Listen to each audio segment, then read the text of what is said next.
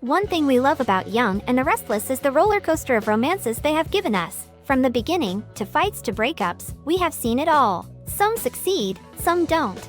And on top of that, over the past 50 years, there have been countless relationships that have been the best while others have been the absolute worst. Some couples get a lot of side-eye, maybe because they're not clicking, the stories are snooze fests, or the matchups are just not it. But hey, there are those power couples, like Jack and Diane, or Michael and Lauren, who bring the drama, keep us guessing, and have characters we either root for, or love to hate.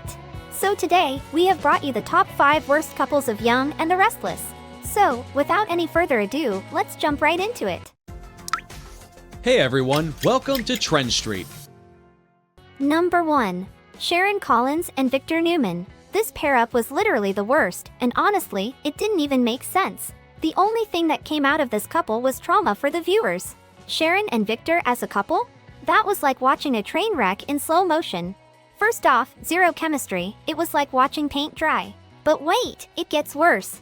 I mean, Sharon, who's already dealing with a messed up marriage to Victor's son, Nick, decides to hit the reset button. Okay, fair enough. But she goes for a fresh start by locking lips with her father-in-law, Victor. I bet you all remember that scene. And when Nick walked in on them kissing, it was like the soap opera version of what the heck did I just witness? Poor Nick, he got his girl stolen by his own father. And the thing is, over the years, Sharon and Victor built this father-daughter vibe, so when they took it to a romantic level, everyone was collectively grossed out. It was so weird. Now, the writers tried to patch things up by saying Victor's move was some strategic chess move during his time behind bars. But, come on, who were they kidding? We all saw the signs of real romantic feelings before that, and the fans weren't having it. People were straight up repulsed, and the outcry was so loud that the whole storyline got the boot. And thank God for that.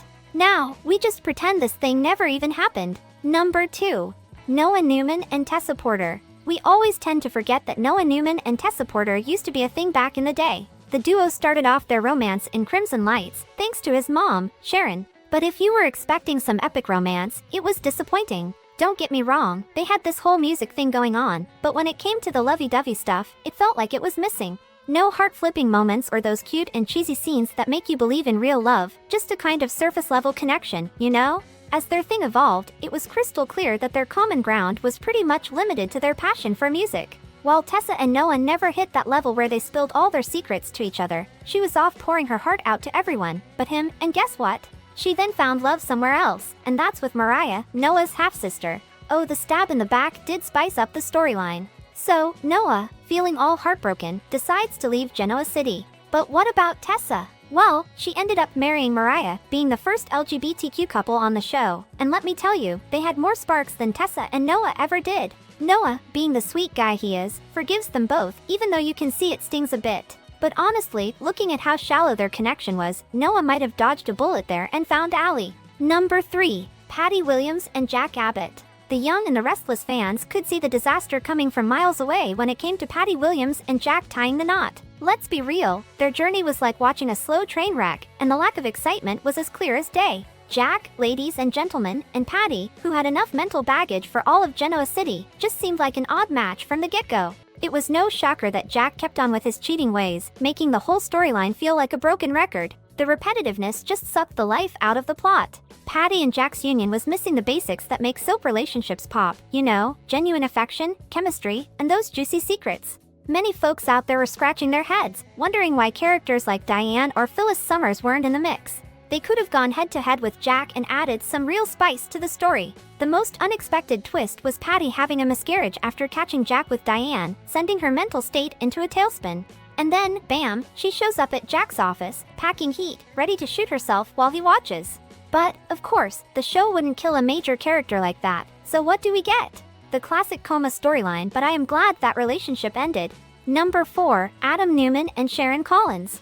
Alright, tuning into Adam and Sharon's saga on Y and R was like witnessing a roller coaster of chaos, kind of intense, but you just couldn't change the channel. Adam, the troublemaker, mixed up with Sharon and her attachment quirks? It's definitely not a match made in heaven. It all kicked off with Adam chasing her, hiding some shady secret.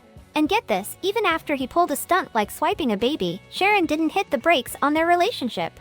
Everyone was giving Sharon a major side-eye, wondering why she's letting her precious kiddo hang out with the guy like that. But along with all that, Adam did have a soft spot for Sharon, playing the knight in shining armor when she got wrongly accused of murder. But then Adam uncovers Sharon's fake death and her new romance. His revenge game? Destroying evidence, testifying against her, and pulling off a soap-worthy betrayal at the jailhouse altar. That's some next-level drama right there. Even Sharon couldn't ignore the toxic vibes eventually. So, it came to an end, but with their wild history, who knows, a round 2 of romance might just be lurking around the corner. I mean, the show even hinted at it, but so far, nothing, and we hope it stays that way. Because Sally is the one for him.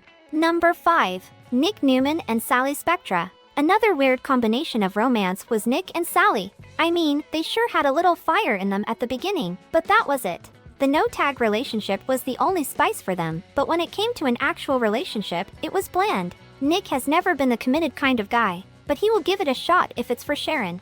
Putting Sally with Nick after she just came out of a serious relationship with Adam was the wrong choice. It was honestly useless and just some messing around. Eventually, Sally wanted to be serious, but Nick always had other priorities that always came before her. He always chose the other option. When she lost Adam's baby, it was clear they didn't really have any real connection. Plus, putting a girl between brothers was a bad call from the writers, and later, just to show they had something real, the writers made it look like Nick actually loved her when he broke up with her. So this couple was also a bad one for our choice. It only took time off for other potential couples. But hey, at least, it made Adam realize what a gem he lost and that he is still trying to win her back. Is there any other worst couple we missed out on here? Let us know in the comments below. Thank you for checking this video out. Don't forget to hit that like button and subscribe to our channel for new videos every day. Turn that bell notification on if you want to hear from us, and comment down below if you've subscribed, and we'll make sure to reply and thank as many of you as we possibly can.